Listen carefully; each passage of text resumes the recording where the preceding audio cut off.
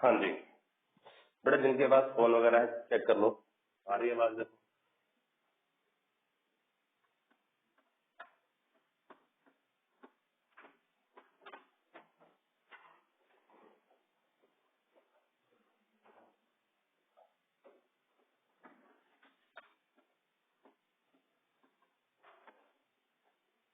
हाँ भाई चेक करो, ऑडियो वगैरह ठीक आ रही है? ऑडियो देखो ठीक आ रही है? ऑडियो आ रही है या सन्नाटा है? आ रही है ऑडियो? ठीक आ रही है? इको आ रही है? नहीं ठीक आ रही है, इको आ रही है? इको समझते हो? पूछना पड़ता है। बढ़िया बढ़िया बढ़िया, तुमने तो पूरा टेस्ट करा दिया। चलो हाँ जी बच्चे, कल आपको मैकेनिकल प्रॉपर्टीज ऑफ सॉलिड पढ़वाया मैंने या पढ़ाया मैंने। Okay, so mechanical properties of solids के अंदर आपको बेसिकली स्ट्रेस क्या होता है, स्ट्रेन क्या होता है, इस पे आपके ऊपर स्ट्रेस डाला गया है ना। नहीं तो आ जाए यार।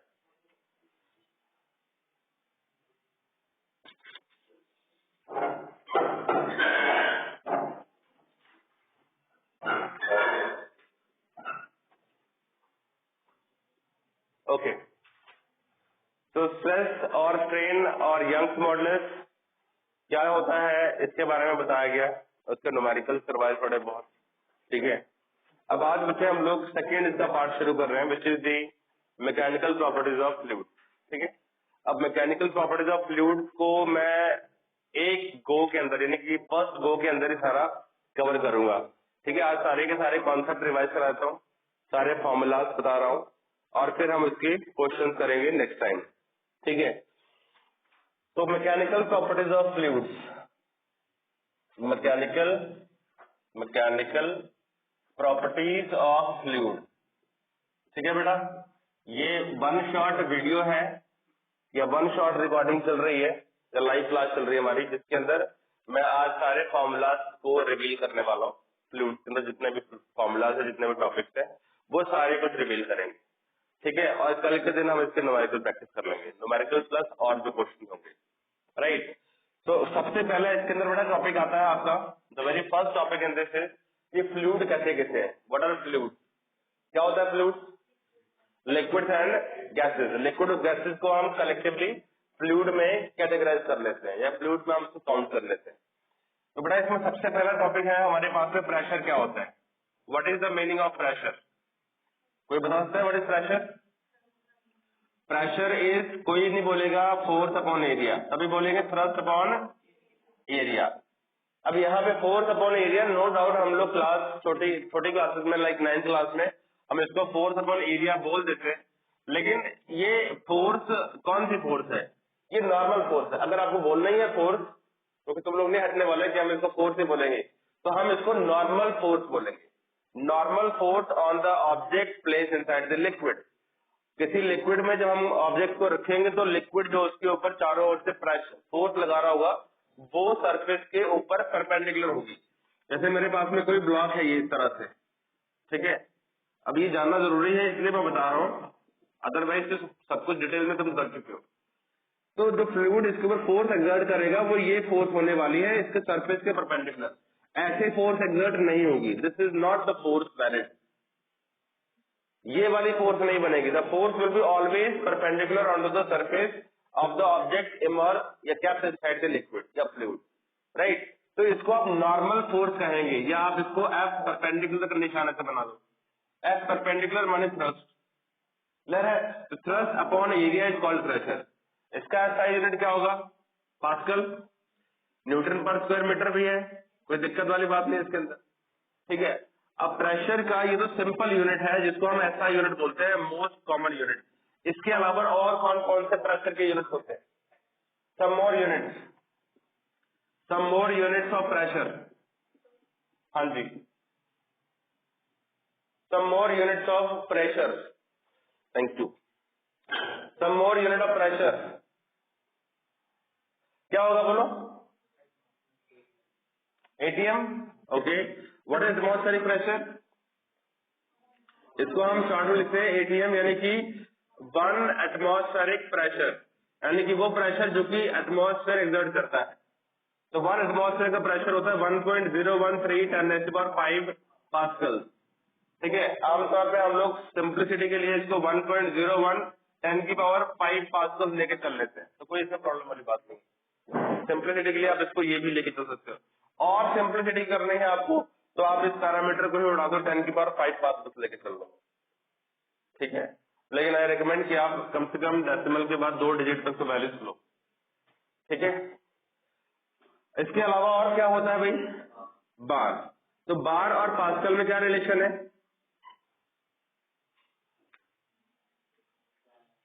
What is 1 bar? What is 1 bar? 1 bar is 10⁵ pascal itself. 1 bar is 10⁵ pascal itself. अब बहुत अगर प्रॉब्लम में फंस जाओ तब आप इस चीज को एलिमिनेट करना है एटीएम के अंदर। अगर तुम्हारे पास बहुत थोड़ा टाइम है तो उसका एग्जामिनर दया खा के तुम्हारे को कुछ नंबर दे दे, अदरवाइज क्योंकि अगर आपने ये उड़ा दिया तो आपका ये 1 एटीएम 1 बार के बराबर हो जाए, तो डिफरेंस बचेगा नहीं, राइट। इसलिए कोशिश करना कि आप कम से कम डेसिमल के 2 प्लेस तक वैल्यूज को रखना है। इसके बाद हमारे पास में आता है एक यूनिट 1 टॉर। 1 टॉर कितने पास्कल से बराबर? 133.3 पास्कल। ये वैल्यू आपको बेटा जैसे मुझे याद है ना, आपको भी याद होनी चाहिए। 133.3 पास्कल, ये हमारा है 1 टॉर। ठीक है, तो आमतौर पे हमारा जो है चलने वाला जो काम है वो एटीएम पे चलेगा। 99.9% आई वुड से क्वेश्चन आपके एटीएम के ऊपर चलेंगे। हो सकता है किसी क्वेश्चन में बार में दिया हो, और rare of the rare case होगा जहां पे प्रेशर टॉर में दिया होगा। तो ये वाला तो आपको देखने को मिलेगी नहीं। अगर मैं परसेंटेज में बोलूँ 0.001% ऐसा कुछ है, राइट। क्लियर है यहाँ तक बात? कोई डाउट? देख लो। अब प्रेशर में इसके बाद हम पढ़ते थे बेटा पास्कल्स लॉ। क्या पढ़ते थे हम लोग? Pascal's law. What was Pascal's law? Pascal law ये कहता है भाई कि अगर आप कोई भी कंटेनर लेते हैं, आप कोई भी कंटेनर लेते हैं और उसमें आप 2 छेद कर लो। जैसे कि मान लो मेरे पास में ये कंटेनर है जिसका क्रॉस सेक्शन वेरिएबल है इस तरह से, या पिचकारी समझ कर लो। आप पिचकारी समझते हो? होली आ रही है तो एग्जाम्पल उसी का लेना बनता है, राइट। तो यहाँ पे पिचकारी में एक पिस्टन लगी है। ओके, पिस्टन जो है बिल्कुल एयर टाइट है, सील्ड है। एयर टाइट है, सील्ड है, मतलब कि यहाँ से बिल्कुल भी ना तो एयर अंदर जा सकती है ना अंदर से फ्लूइड बाहर आ सकता है, बिल्कुल सील्ड है अच्छी तरह से, राइट। तो यहाँ पे अब एक छोटा पिस्टन मैंने फिट कर दिया, राइट। ये वाला जो है बेटा इसका कैपिटल एरिया है, एक बड़ा पिस्टन है, बड़ा एरिया ऑफ क्रॉस सेक्शन। ये छोटा पिस्टन है, इसका छोटा area of cross section, small ले लिख दिया मैंने। अब इसमें कुछ फ्लूइड भर दिया। फ्लूइड मतलब पानी वगैरह है ना, हम लोग पानी ही भर के चलाते। तो ये एक तरह का पिस्टन हो गया, this is called piston, right. Over here piston, यहाँ पर भी पिस्टन है। अगर आप इधर से कुछ फोर्स लगाते हो, मान लो आपने कैपिटल एफ फोर्स लगाई, इस पिस्टन पे आपने फोर्स लगाई एफ, राइट। तो बेटा अब ये जो लिक्विड है, ये लिक्विड की टेंडेंसी है कि आप ये लिक्विड आगे की तरफ मूव करेगा, because liquid is not allowed to compress. Liquid जो है वो यहाँ पे कंप्रेस नहीं हो रहा। क्यों नहीं कंप्रेस हो रहा? क्योंकि उधर से वो वाला एंड हमारा ओपन है। ओपन मतलब कि that piston is free to move. अगर इस पिस्टन को मैं टाइट कर दूं यहाँ पे और फिर लिक्विड को कंप्रेस करूं, then liquid will get compress. लेकिन मैं इधर से भी इसको फ्री मूवमेंट दे रहा हूँ और उधर से भी मैं फ्री मूवमेंट इसको दे रहा हूँ, तो लिक्विड अंदर जो होगा वो कंप्रेस नहीं होगा। We are trying to compress the liquid, but दोनों एंड से हम लोग इसकी मूवमेंट ले रहे हैं। इसकी पिस्टन की मूवमेंट यहाँ से ले रहे हैं। मान लो पिस्टन को आपने दबाया और पिस्टन यहाँ तक कंप्रेस होकर चले गए, इतना डिस्टेंस आगे बढ़ा। तो बेटा इक्वेशन ऑफ कॉन्टिन्यूटी लगाओ या पास्कल्स लॉ लगाओ, ठीक है। जितना इसको आगे बढ़ाओगे उतना वॉल्यूम ऑफ फ्लूइड आगे चलना चाहिए। इक्वेशन ऑफ कॉन्टिन्यूटी तो ये कहती है ना कि अगर in between there is no sink और सोर्स, तो जितना फ्लूइड पर सेकंड यहाँ से जाएगा उतना फ्लूइड पर सेकंड वहां से निकलेगा, यही बोलता है। लेकिन हमें कॉन्टिन्यूटी इक्वेशन को नहीं देखना अभी, ठीक है। लेकिन अब मैं जब पढ़ाऊंगा तो बेटा बहुत सारे टॉपिक जो आपने आगे फ्यूचर में पढ़ लिए हैं, ये पढ़ चुके हो अभी तक आप, वो कहीं ना कहीं रिलेट होंगे। पहले तो मैं जब शुरू में आपको पढ़ा रहा था तो मैं अपने आप को लिमिट रख के चल रहा था कि भाई आपने अगला टॉपिक नहीं स्टडी किया तो आपको प्रीवियस टॉपिक के साथ रिलेट करें, लेकिन अब पूरा सिलेबस कवर हो चुका है तो अब कहीं से भी कोई भी एग्जाम्पल जो है मैं ले सकता हूँ। ठीक है, तो मेरे पास में, तो इससे आपको ना फिजिक्स की डाइवर्सिटी समझ में आएगी कि फिजिक्स कहाँ से कहाँ लगा सकते हैं आप लोग, राइट। तो यहाँ से आपने इस पिस्टन को प्रेस करना है और ये पिस्टन भी कुछ फोर्स एक्सपीरियंस करेगा अंदर से, मान लो फोर्स एफ के बराबर लगी है, राइट। तो यहाँ पे ये पिस्टन आगे की तरफ मूव करेगा। अभी कितना डिस्टेंस मूव करता है वो डिपेंड करता है कि कितना फोर्स इधर से आपने लगाया है। तो पास्कल साहब ये कहते हैं कि इस एंड पे लगाया गया प्रेशर, अगर आपने P प्रेशर लगाया है F अपॉन एरिया, तो यही प्रेशर इस एंड पे भी जाएगा, यानी कि P is equal to F upon area.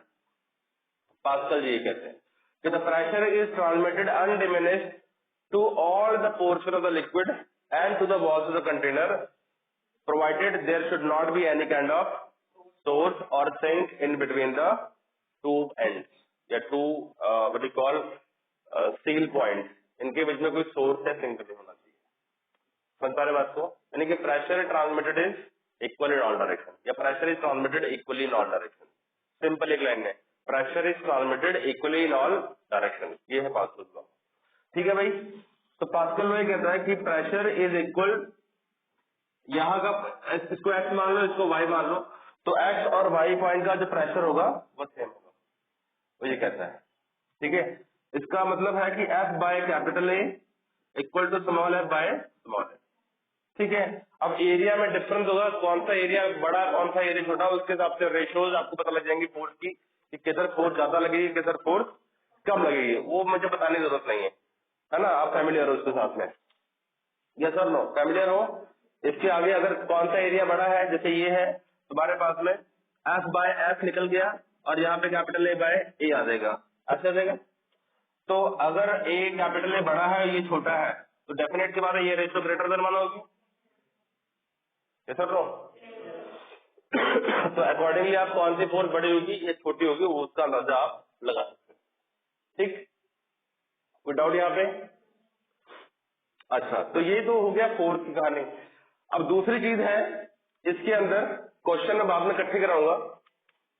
अब मैं बताने जा रहा हूं आपको variation of pressure with the height and depth, कि डेप्थ में जब आप पानी में जाते हो गहराई में तो जो प्रेशर है वो कैसे वेरी करता है। तो variation of pressure with the depth अगला टॉपिक है, इसमें अगला पॉइंट है variation of pressure with depth. Depth के साथ कैसे प्रेशर का वेरिएशन आता है। आपको याद होगा कि अगर ये हम कंटेनर लेते हैं, रैपिडली बता रहा हूं, और यहां तक मैंने इसका लेवल भर दिया, इसके ऊपर लेवल के ऊपर सरफेस के ऊपर कौन सा प्रेशर होगा? P नॉट, इसको हम क्या बोलते हैं? Atmospheric pressure. अब मैं अगर बोलूं आपसे कि भाई इस पॉइंट के ऊपर यहाँ पे, यानी कि at a height at below the surface, what is going to be the pressure? यहाँ प्रेशर कितना होगा? यहाँ प्रेशर होगा भाई, ऊपर प्रेशर कितना है? P नॉट है। और अगर हम यहाँ पे एक लिक्विड कॉलम इमेजिन करें, जो मैंने करके दिखाया था कि हमें अगर किसी भी पॉइंट के ऊपर प्रेशर निकालना होता है लिक्विड के अंदर, तो हम एक लिक्विड कॉलम इमेजिन करते हैं।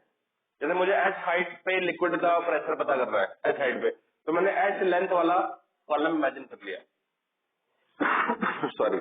और अगर मुझे थोड़ा और लंबा लेंथ लेना है, लाइक मुझे h की वैल्यू को और बड़ा करना है, तो मैं और लंबा कॉलम इमेजिन कर लूंगा, यानी कि हाइट इज वेरिएबल है। तो इस पॉइंट पे कितना प्रेशर बनेगा? इस पॉइंट पे ओवरऑल जो प्रेशर बनेगा, late it be the point, कोई पॉइंट x मान लो, तो x पॉइंट का प्रेशर क्या बनेगा भाई? यहाँ प्रेशर बनेगा, पहले देखो ऊपर से आओ, ऊपर प्रेशर कितना है सरफेस के ऊपर?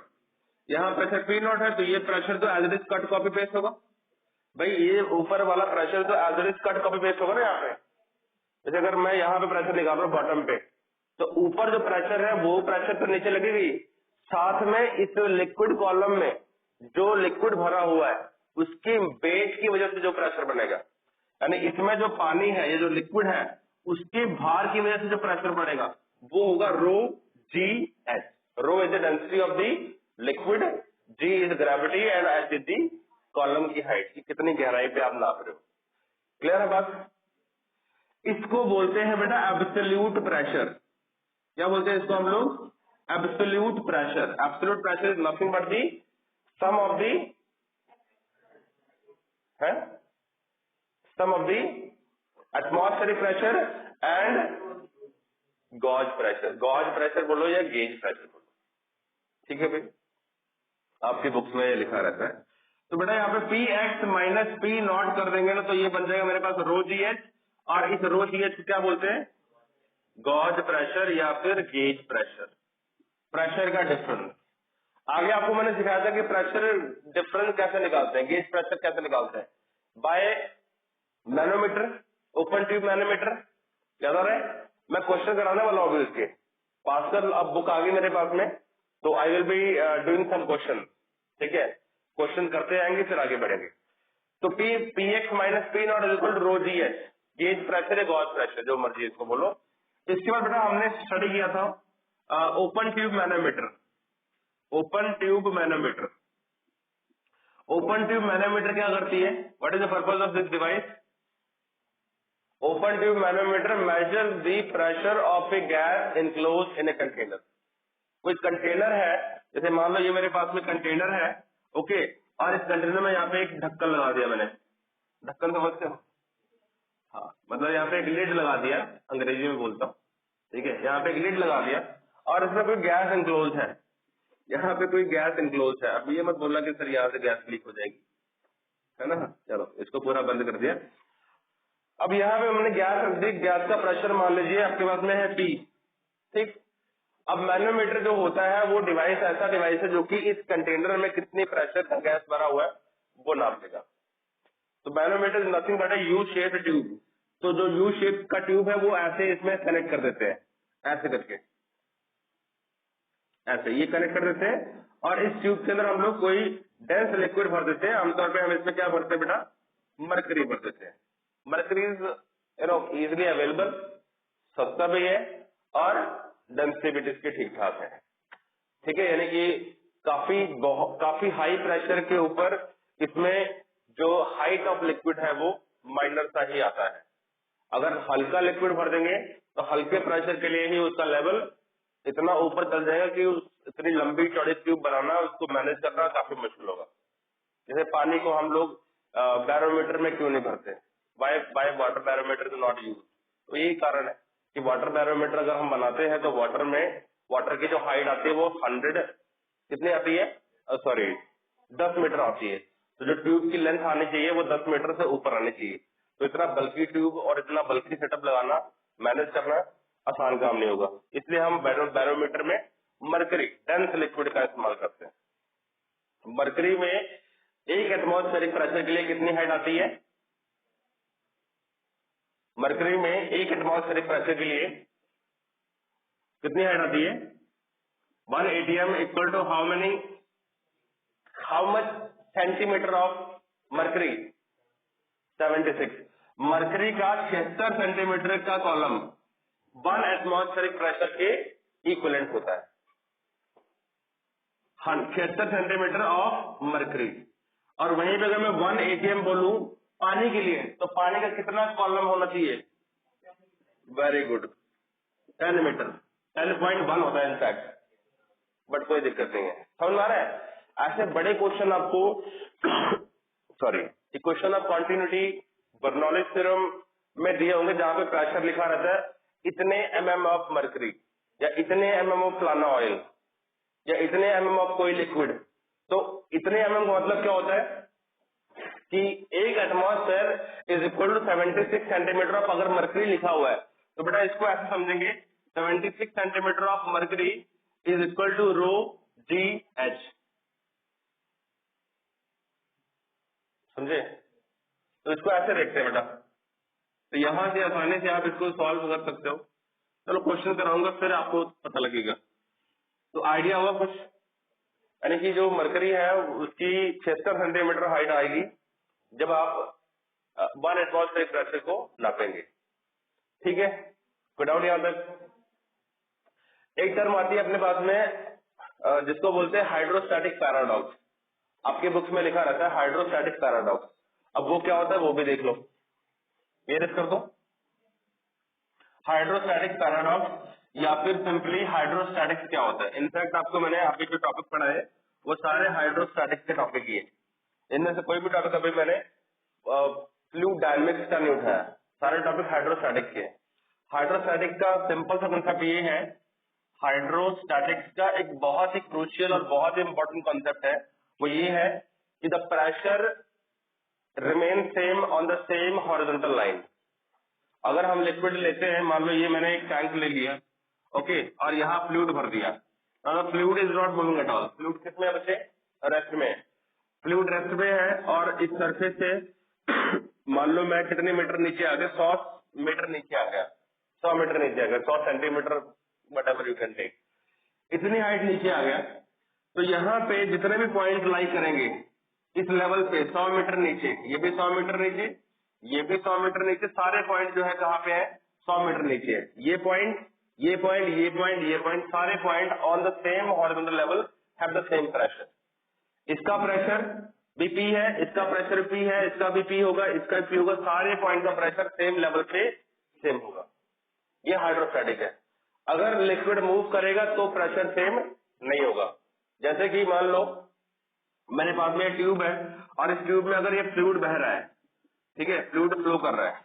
अब मैंने बोला कि भाई ये पॉइंट ले लो A और ये पॉइंट ले लो B, ठीक है, लेवल तो इनका सेम है, लेकिन क्या इन दोनों पॉइंट का प्रेशर सेम होगा? इन दोनों पॉइंट का प्रेशर नॉट इक्वल। क्यों इक्वल नहीं है? क्योंकि फ्लूइड का फ्लो हो रहा है, फ्लूइड का फ्लो हो रहा है, यानी कि फ्लूइड इधर से उधर बह रहा है। तो डेफिनेट सी बात है, अगर फ्लूइड बह रहा है तो एक तरफ प्रेशर ज्यादा होगा और एक तरफ प्रेशर, तो फ्लूइड किधर बहेगा? जिधर हाई प्रेशर है, वो हाई से लो की तरफ। तो ये वाला पॉइंट हाई प्रेशर और वो वाला पॉइंट हमारा लो प्रेशर बनेगा। तो there is a pressure difference, यानी PA minus PB which is delta P। Pressure का डिफरेंस होगा, यानी कि सेम प्रेशर नहीं होगा। ठीक है, ऑनलाइन वाले जो बैठे हैं बच्चा, कोई डाउट है किसी को? बता दो, any doubt? Online student,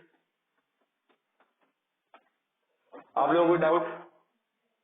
okay, तो ये चीजें हैं। तो हाइड्रोस्टैटिक्स में क्या है बेटा कि pressure remain same on the same level, but fluid mechanics में, ये जो हम फ्लूइड डायनेमिक्स स्टडी करते हैं उसमें अगर फ्लूइड का फ्लो हो रहा है तो सेम लेवल होने के बावजूद प्रेशर सेम नहीं होगा, प्रेशर का डिफरेंस होगा वहां पे।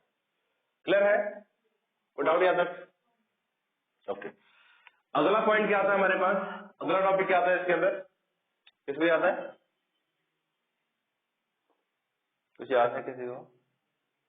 क्वेश्चन कराएं आपको? क्वेश्चन कराएं या अभी सारे टॉपिक रिवाइज करा दो? क्वेश्चन कराओ, क्वेश्चन करा, टॉपिक बोलते, टॉपिक बोलते तो टॉपिक कर लो, मुझे कोई दिक्कत नहीं। अपना प्रोसेसर बहुत फास्ट है, तुम्हारा प्रोसेसर लैग करता है कभी कभी। लिखो बेटा क्वेश्चन, फ्लूइड्स एट रेस्ट, लिखो। तो क्वेश्चन है मेरे पास, पास तो लोग क्वेश्चन कर लो, उसके बाद आगे बढ़े। The question is two syringes of different cross section. किसी का फोन पड़ा है? फोन पड़ा है? ला यार फोन ला, इसकी फोटो खींच के ना ग्रुप में भेज देता हूँ, अगर नहीं तो मेरे को बोर्ड पे लिखना पड़ेगा। बेटा मैं एक क्वेश्चन का फोटो भेज रहा हूँ, सॉरी।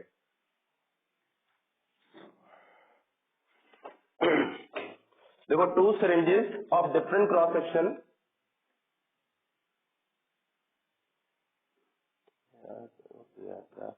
मेरे को वीडियो जूम खोल के दे दी, कैमरा देना खोल के।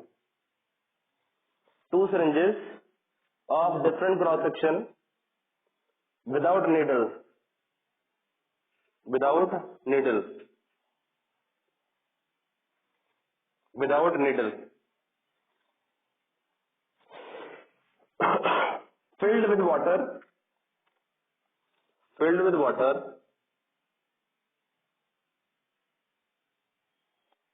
इसको ग्रुप में शेयर कर। filled with water are connected with tightly, filled with water are connected with tightly fitted rubber tube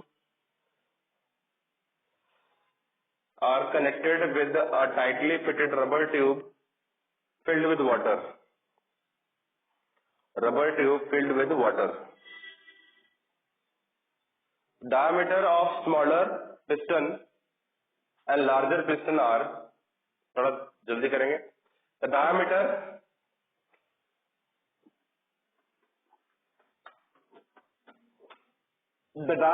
of smaller and the larger piston are 1 centimeter and 3 centimeter respectively. Diameter of smaller and the larger piston are 1 centimeter and 3 centimeter respectively. Find part A.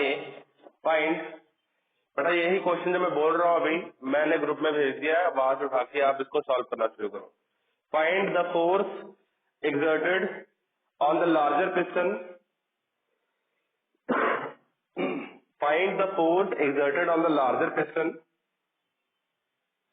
Find the force exerted on the larger piston when a force of 10 Newton. When a force of 10 Newton is applied to the smaller piston. When a force of 10 Newton is applied to a smaller piston. Part 1. When a force of 10 Newton is applied to a smaller piston. Part 1. Part 2 लिखो. If the smaller piston is pushed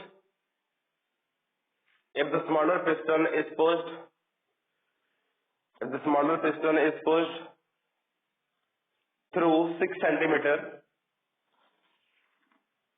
if smaller piston is pushed by 6 centimeter, how much does the larger piston move out? How much does the larger piston move out? How much, diagram बनाना है, diagram यहीं पे use हो जाएगा मुझे लगता है. How much does the larger piston move out? चलो, तो इस क्वेश्चन में क्या क्या गिवन है मेरे को?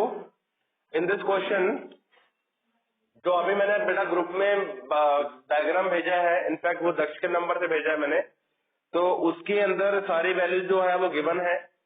जिनको अपने आप ट्राई करना है वो अपने आप ट्राई करें, जिन्होंने इधर देखना है बोर्ड की तरफ वो बोर्ड से देखें.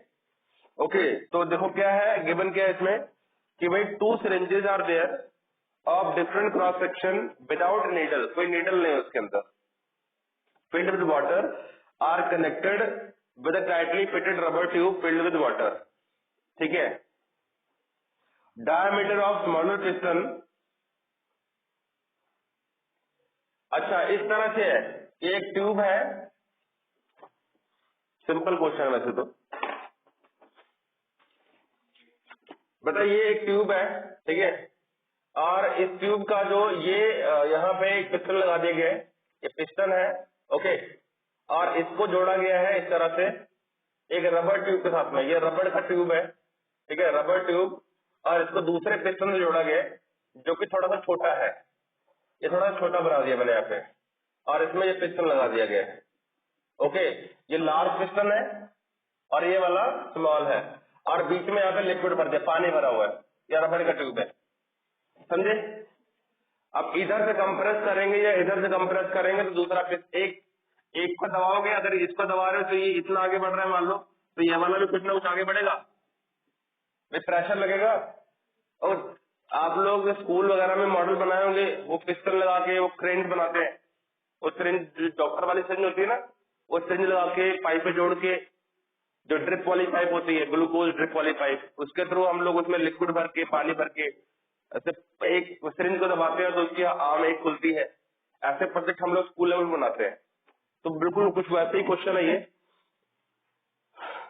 तो लिखा गया है इसके अंदर की diameter of the smaller piston larger piston are 1 and 3. तो बेटा ये बड़ा पिस्टन है, इसका डायमीटर जो है वो गिवन है अपने पास, कितना है, 3 है सेंटीमीटर, और छोटे वाले का डायमीटर है तुम्हारे पास 1 सेंटीमीटर. तो रेडियस निकल आएगा 1/2 कर देंगे, यानी कि 0.5 सेंटीमीटर, यानी कि 10⁻² मीटर. और इसका भी बन जाएगा तुम्हारे पास r is equal to 1.5 10⁻² metre. यहाँ तक क्लियर है बात? कैपिटल आर ले लो यहाँ पे, थोड़ा डिफरेंशिएट हो जाएगा ना. आगे क्या बोल रहा है, हर चीज पता लग रहा है तेरे को। आगे क्या बोल रहा है उसके अंदर कि find the force exerted on the larger piston when a force of 10 Newton is on the smaller piston. यानी कि अगर मैं इस तरफ 10 न्यूटन की फोर्स लगाता हूँ, स्मॉल एफ 10 न्यूटन, तो जो बड़ा वाला पिस्टन है इस पे कितनी फोर्स लगनी है, कैपिटल एफ। तो हमें कैपिटल एफ निकालने को बोल रहा है। बिल्कुल सिंपल क्वेश्चन है, पास्कल और लगाना है, कुछ नहीं करना। तो इधर का प्रेशर और उधर का प्रेशर सेम कर दो, यानी इधर force upon area equal to उधर का फोर्स अपॉन एरिया, सिंपल। तो एफ निकालना है आपको, तो F upon A into A. एफ की वैल्यू 10 न्यूटन है छोटे वाले पे, और छोटे वाले का area of cross section pi R square into बड़े वाले का cross sectional area pi R square. तो करेंगे सॉल्व, 10 डिवाइड बाय पाई से पाई मार दो, खत्म कर दो, राइट। और आर की वैल्यू कितनी है, आर इज आर कितना भाई 0.5 इंटू 10 की पावर -4 का स्क्वायर कर दो, इंटू इसका भी स्क्वायर करेंगे 1.5 का स्क्वायर इंटू 10 की पावर -4, है ना। -4 और -4 खत्म। तो ये 10 इंटू 15 15 कितना होगा 225, 2.25 डिवाइड बाय इसका है 0.25 बन गया इसका, ठीक है। इसको 100 से मल्टीप्लाई 100 से डिवाइड कर दोगे, आगे तुम सॉल्व कर लो, आपका आंसर आ जाएगा। तो ये आ रहा है 90 न्यूटन, ओके। तो 90 न्यूटन का जो फोर्स है वो आ रहा है। अगला पार्ट है इसमें कहता है कि भाई अगर छोटा पिस्टन 6 सेंटीमीटर आगे बढ़ता है, ये वाला जो है छोटा पिस्टन छुटकू जो है हमारा, ये कितना आगे बढ़ रहा है, 6 सेंटीमीटर आगे बढ़ता है, ठीक है। कितना आगे बढ़ रहा है ये बेटा, 6 सेंटीमीटर आगे बढ़ रहा है। Let it be X is equal to 6 centimetre. तो ये वाला कितना आगे बढ़ेगा, डेफिनेटली बात है ये भी आगे बढ़ेगा। अब ये मान लो तुम यहां तक बढ़ गया आगे, यहां तक, और ये तुम्हारे पास में है let it B capital x, कोई डाउट यहाँ तक। जितना ये आगे बढ़ा है कुछ डिस्टेंस ये भी आगे बढ़ेगा। अब इसका क्रॉस सेक्शन ज्यादा है, ठीक है, इसका एरिया क्रॉस सेक्शन ज्यादा है, वहां पे एरिया कम है, तो ये ज्यादा चला होगा और ये थोड़ा चलेगा। लेकिन इनके बीच में कोई सोर्स और सिंक नहीं है, तो we can apply equation of continuity also. लेकिन अभी खैर कॉन्टिन्यूटी तो नहीं अप्लाई करेंगे, हम सिंपल लगाते हैं यहाँ फॉर्मूला कि जितना वॉल्यूम ऑफ फ्लूइड पर सेकंड यहां से निकला उतना ही वॉल्यूम ऑफ फ्लूइड पर सेकंड यहां से जाएगा। यानी कि इस एंड का, ये वाला जो एंड है, यानी कि वॉल्यूम, जो वॉल्यूम फ्लो पर सेकेंड क्या होना चाहिए, कांस्टेंट, है ना, क्योंकि बीच में कोई सोर्स सिंक नहीं है। यही तो इक्वेशन ऑफ कॉन्टिन्यूटी भी कहती है, इनफैक्ट बर्नौलिस थ्योरम भी यही कहती है। Bernoulli's theorem equation of continuity पे ही बेस्ड है। अभी बर्नौलिस थ्योरम का भी थोड़ा सा रिकॉल हो रहा है।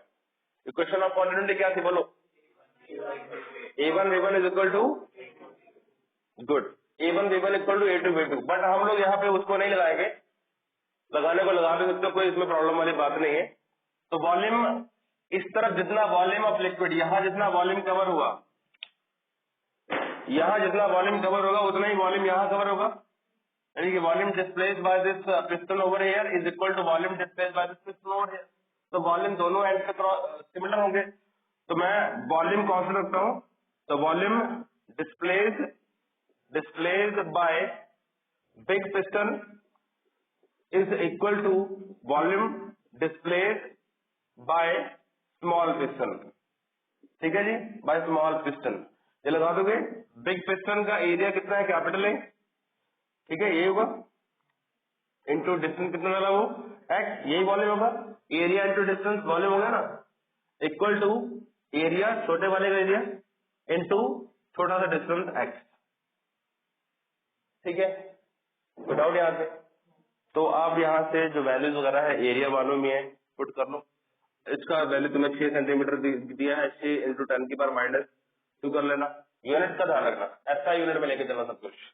यहाँ से तुम्हारा एक्स आ जाएगा, X would be equal to A into 6 10 की power -2 divided by capital A. इसको सॉल्व करेंगे बच्चे, तो मैं तो वैल्यू देख के ले देता हूँ। तो इसका वैल्यू आएगा 0.67 सेंटीमीटर। यही आ रहा है आंसर।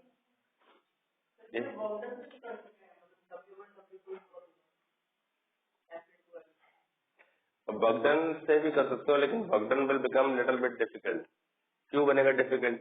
क्योंकि जब बर्डन निकाल रहे हो ना, तो बर्डन का मतलब होगा कि आप प्रेशर एनर्जी निकाल रहे हो, प्रेशर एनर्जी। तो हम यहाँ एनर्जी वाले मेथड से नहीं करेंगे। जब काम सिंपल हो पा रहा है तो हम डिफिकल्ट क्यों करें? ठीक है, बता रहे बात को। तो एनर्जी वाले मेथड से नहीं करेंगे, हालांकि हो जाएगा, लेकिन वो घुमा घुमा फिरा के बात बनेगी। लेकिन सीधा जब हो पा रहा है तो आप सीधा करो। एक क्वेश्चन और लेते हैं। अब क्वेश्चन में ले रहा हूँ इसके ऊपर, फ्लूइड उसके ऊपर। देखो, तो क्वेश्चन है, ले आओ ये क्वेश्चन आ गया मेरे पास में। तो ले यार अपना फोन दे मेरे को, क्वेश्चन ग्रुप में भेज सको। देखो बेटा तुम लोग, a manometer is used, a manometer is used, a manometer is used to measure pressure of a gas, to measure pressure of a gas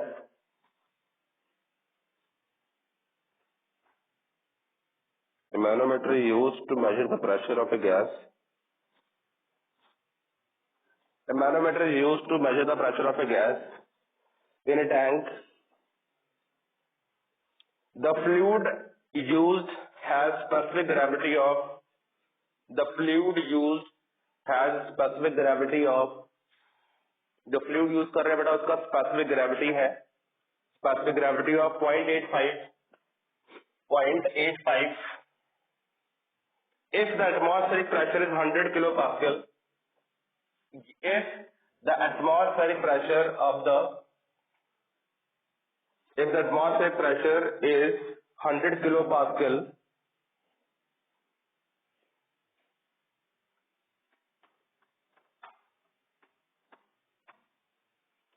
if the atmospheric pressure is 100 kilopascal and manometer column height and manometer column height is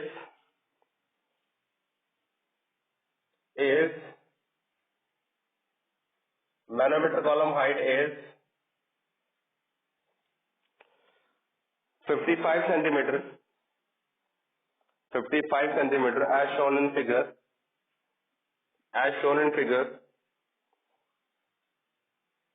as shown in figure, then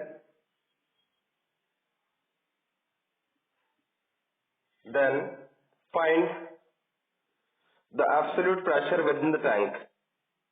Then find absolute pressure within the tank. Then find the absolute pressure within the tank. And also find gauge pressure. तो part निकालना है आपको, absolute pressure निकालना है आपको, और दूसरा निकालना है गेज प्रेशर, गेज प्रेशर निकालना है। ठीक है, गिवन क्या बेटा आपको इसमें, इस क्वेश्चन में गिवन है आपको specific gravity. Specific gravity is also called relative density. What is relative density? Density of substance divided by density of water. तो मैं यहाँ लिख देता हूँ स्पेसिफिक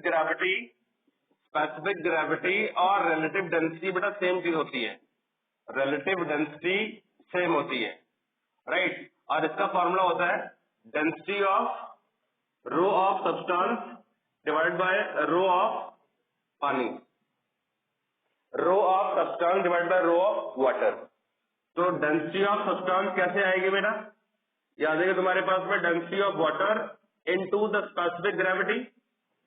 एसजी का मतलब स्पेसिफिक ग्रेविटी, स्पेसिफिक ग्रेविटी कितने गिवन है 0.85, पानी की डेंसिटी किलोग्राम पर क्यूबिक मीटर। लो जी, तो डेंसिटी ऑफ अननोन मटेरियल या अननोन लिक्विड अपने पास में आ गई है, कितनी आई है 0.85, और फिर कितनी आई है 0.10 की पावर किलोग्राम।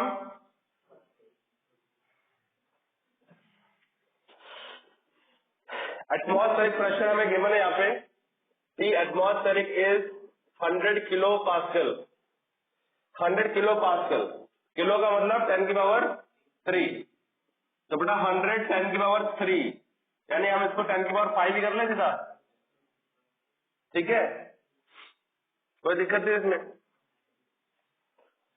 और क्या गिवन है, बस कहते हैं एब्सोल्यूट प्रेशर निकालो, absolute pressure of the gas in the tank, यानी आपको ये निकालना पी।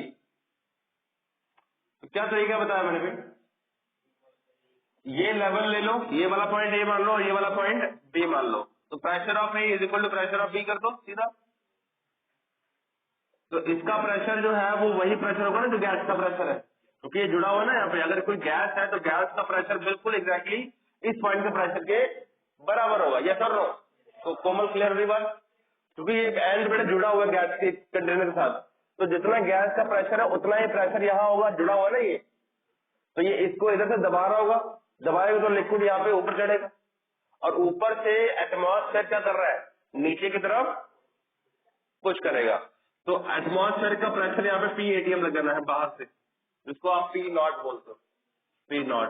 तो पी नॉट यहाँ पे गिवन है कितना, 100 किलो पास्कल का। अब यहाँ 1 एटीएम मत लेके चलना, तो स्टैंडर्ड था 1 एटीएम, अभी यहाँ पे गिवन है, मोल्ड कर दिया क्वेश्चन की 100 किलो पास्कल है। तो P A is equal to P in fact, और यहाँ आपका प्रेशर क्या होगा, बी का pressure, atmospheric pressure P ATM plus rho जी एच, डन। तो एटमॉस्फेयर का प्रेशर कितना है, वो तुम्हारे पास 10⁵ pascal plus density of fluid is 0.85 10⁵ into gravity को 10 ले लो, और हाइट कितनी 55 सेंटीमीटर है ना, तो हाइट इज 55 10⁻² मीटर, तो 55 10⁻² मीटर। आगे यार तुम अपने आप कर लेना इसका सॉल्व। तो इसका आंसर मैं लिखता हूँ, answer is equal to 104.58 104.58 into 10⁻³ pascal, ये आंसर आएगा एब्सोल्यूट प्रेशर, ठीक है, ये आंसर आएगा। एंड देयर आफ्टर कह रहा है गेज प्रेशर निकालो, तो गेज प्रेशर को निकाल लोगे, गेज प्रेशर तुम्हारा होगा P माइनस P एटीएम, ये गेज प्रेशर भाई, देख लो अपने आप क्या आ रहा है वैल्यू, तो इसमें से ये जो वैल्यू आई है इसमें से एटीएम का माइनस कर दो, है क्या, इसको तुम ऐसे लिख सकते हो 104.58 किलो पास्कल लिख सकते हो, तो ये 104.58 किलो पास्कल माइनस एटीएम कितना है 100 किलो पास्कल, कितना आंसर है 4.58 किलो पास्कल, डन। ठीक है बेटा, यार ऐसे क्वेश्चन आएंगे तो उम्मीद है आप कर पाओगे, ठीक है। अब आज के लिए क्लास ओवर है, any doubt, if any doubt will ask.